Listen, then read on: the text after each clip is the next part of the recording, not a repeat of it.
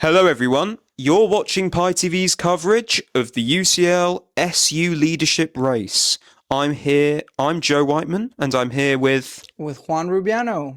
who's standing to be elected as education officer. So, how's the campaign trail been going so far, Juan? It's been very, very good, Joe.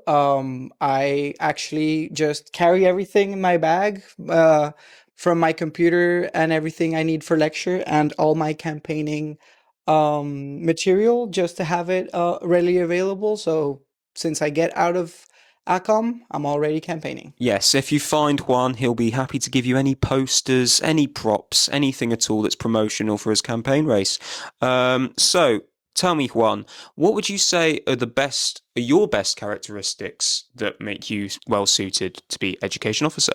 Well, I'm a master's student currently, so I've not only lived in the education ecosystem of UCL, but also lived in other educational ecosystems. I come from Colombia, lived in various international and like Colombian-based educational systems, and I know what's to improve, and I want to give back to UCL and improve based on those recurring problems that UCL has had year over year and that candidates and past education officers haven't been able to tackle. So that's what I want to tackle as education officer. Okay, so can you go into some detail on what these problems have been, if that's okay? Okay, with my very nerdy and engineering way of saying it, it's basic as simple as three things. So there is uneven feedback across departments. Some departments have very good feedback initiatives. Some have very lacking feedback for student. So as education officer, what I want to do is institutionalize a very good feedback policy so that all UCL students have feedback that is worth their work. Like feedback is not just giving out marks, it's about you improving and using education as a learning opportunity, as an improvement opportunity. Second, we don't have a lot of stuff to do during term three. International students feel it the most, feel that pain the most. And a lot of initiatives have tried to give internships throughout term three. I'm a startup co-founder, and I know that startups always need helping hands. And even though as short of a term as term three or a shadowing opportunity or a consultancy opportunity in a startup, I want to make those bridges and both with societies and the different departments within UCL that foster entrepreneurship and startups so that if people want to do more in term three, as education officer, UCL can give them the opportunities to do more. And my third like line of work would be a language buddy system because if we are all taught in English. English is the common language, but most of us we don't have English as our first language. So having a buddy system where we know the basics and learn about each other's cultures is very important. So knowing how to say hi, thank you, ni hao, xie xie, hola, gracias, that really helps people to lift their confidence within education. And I've seen the welcome posters in many different languages across UCL, find it very welcoming, and I'm a very welcoming and hospitable person, and I want to make UCL education hospitable for everybody. Sounds good. So, to touch on your second point about the third term, is part of the initiative to make the third term more productive for UCL students, is part of the initiative to bolster the UCL enterprise scheme at all? So there are different, currently there are different schemes, but they work scattered throughout university. So to really make the most out of term three, we need to know what is done across university and how, as working for the students union and for the students, we can map out all of those different initiatives, know which ones are working better than others, and boost the ones that are working or foster the change that we need in the ones that are not working. Education shouldn't be in these times after COVID, education shouldn't be about driving students with uncertainty about the future, uncertainty about jobs, uncertainty about whatever. It should be about giving us opportunity. So that's why my campaign motto is actually from uncertainty to opportunity, together we grow. because as a student and as a startup co-founder, I've lived the uncertainty. Some people like I can manage uncertainty, but not most people can manage it. So if I have been able to manage uncertainty, I want to give opportunities to people because I know how to manage uncertainty. Sounds good. So going back a step, when you mentioned your feedback system and how you'd improve the feedback system at UCL, is there any, are we talking about written feedback? Is there anything that's specific? Is there any benchmark that you'd like professors to follow? Yeah, so currently the IOE has very good feedback initiatives, and they give very thorough feedback to students. In other departments and faculties, feedback is just of like, you did a good job and that's it. But marks often don't reflect that good job. So, oh, you told me I did a good job, but why didn't I get a better mark? And there's like this ceiling, glass ceiling, or however you would like to call it, especially in terms of international students, of approaching professors, of taking that extra initiative to receive proper feedback. I've gone to professors one on one and got my feedback and got that detailed feedback, but it shouldn't be a once off opportunity for me that engages. It should be a widespread aspect for all university students, because like me, some of us are extroverts and go that extra mile, but it shouldn't be only for extroverts. It should be for everybody at UCL, because we are all part of the UCL student community. And finally, with this language buddy system, what would you expect from language buddies? What would you expect from people who sign up, presumably onto a language buddy scheme? How would you bring these people together, would you say? So currently, I'm also a student rep for biochem, and we've had a lot of language barrier issues. So people that have the same common language that's not English, they group up together and they lack also some types of experiences that other students do have. So what I expect of the language, and often what is said by staff, is only referred to the academic communication center, but it's not an aspect. Like, language is not just academic language, and language is not just about how to use English in an essay. So language is more about that peer-to-peer learning, about that, oh, how can I learn? How do you say this in Spanish? How do you say amigo? It means friend. How do you say that? And that is the community building that I want from a language buddy system, because UCL has a very important aspect that Colombia also has it. It's diversity. And diversity can be one of the biggest assets inside a community, or it can hinder and cause friction within communities. So by actually fostering that London's global university aspect and showcasing our diversity within UCL and empowering all of us within that UCL diversity, like, I love walking to uni and hearing the amount of language diversity that I get to hear within the UCL campus. That for me is like birdsong to my ears. And I would love to be able to just pitch in a little bit. I have a Turkish professor, and I noticed she was Turkish. And I finished lecture by saying teşekkürler, which means thank you in Turkish. So just learning that things, it de-risks interaction, it de-risks communication, and it's a more how do I say it, like trust-based approach, and community is what education should be. Okay, well, thank you. Thank you so much, Juan. Good luck for the rest of your race. Thank Thank you. you so much, Joe.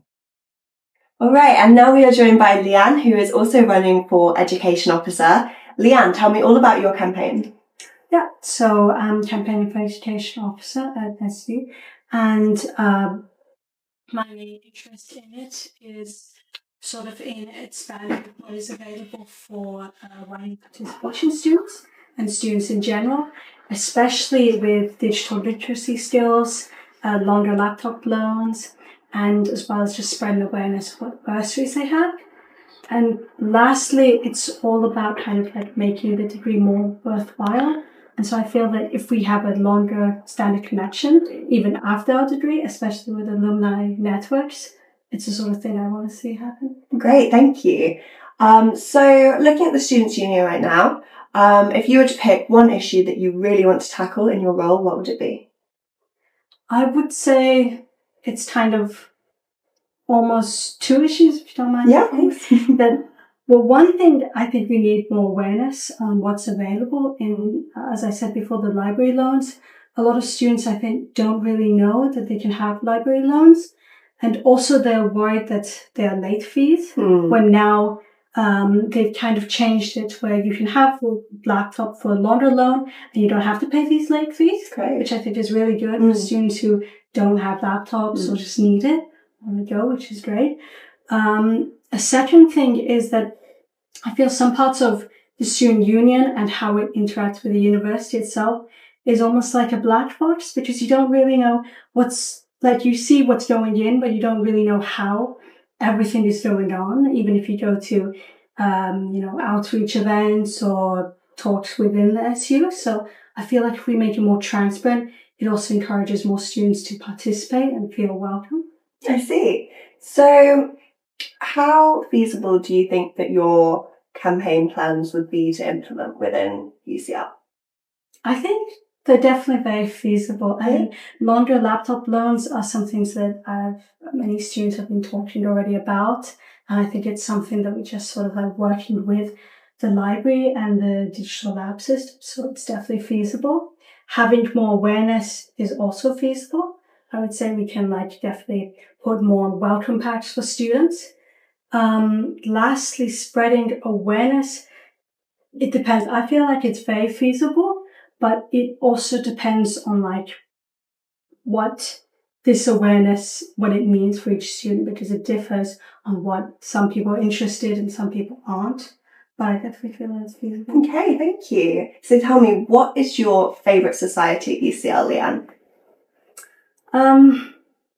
I feel like as a geography society student, I should say geography. Yeah. But I have been part of the Women's Network before. Great. And I've always seen some really good stuff there, because it's I find that it's very inclusive and you meet people in third year or master, PhD level. And so it already creates a network, and you always see people who are extremely motivated and haven't changed. So Nice. I would say it's the Women's Network. Fabulous. And what does being education officer mean to you? I think it means, being still a student in some way to represent the needs of the students in education, and being a kind of point of contact between the students, the SU, and the university itself. But also just someone who's there able to listen and learn and try to transmit what goes on and for better change. Okay, thank you very much for joining us, Lian. Thank you. Hi everyone, it's Jemima here with Pi TV, and today we are joined by Jasmine, who is running for Education Officer. So Jasmine, tell me a little bit about your campaign. Hi everyone, I'm Jasmine. I'm currently a third year comparative literature student.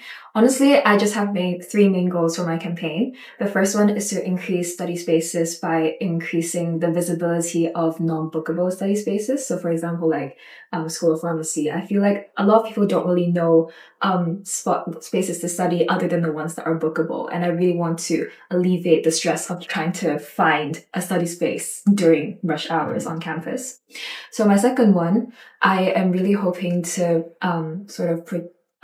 organize this term 3 credit bearing module that helps students acquire both qualitative and quantitative skills that are applicable in the workplace. Because after having talked to a lot of people, I feel like they don't really know how to apply their degree, or they don't really know what they want to do post graduation.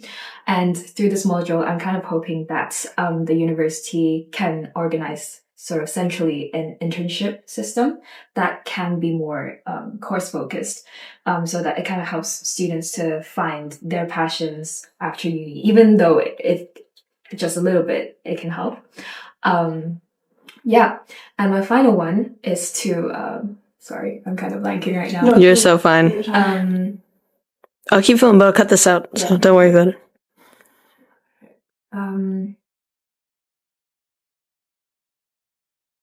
Yes, I remember now. It's to increase the transparency of the expectations for courseworks and assessments, just because, especially as someone who heavily relies on coursework, I don't really know what my professors want half the time.